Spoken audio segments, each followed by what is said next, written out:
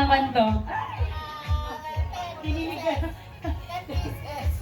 Magandang gabi ho sa inyong lahat. Alam mo, mabuti, binigyan ako ng pagkataon na basag ko na kay Joaquin.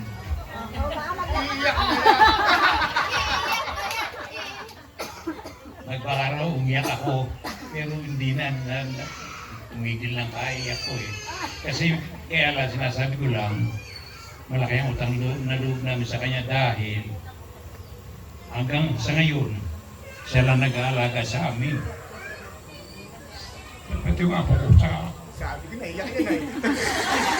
Nakaiyak eh dahil siyempre siya lang naghihirap sa amin. Sa lahat-lahat. Sa aming buhay ngayon, dahil wala kami dito sa bahay. Kaya siya lang talaga. Salamat Joven sa Iwan. Happy birthday. Okay. Maraming salamat.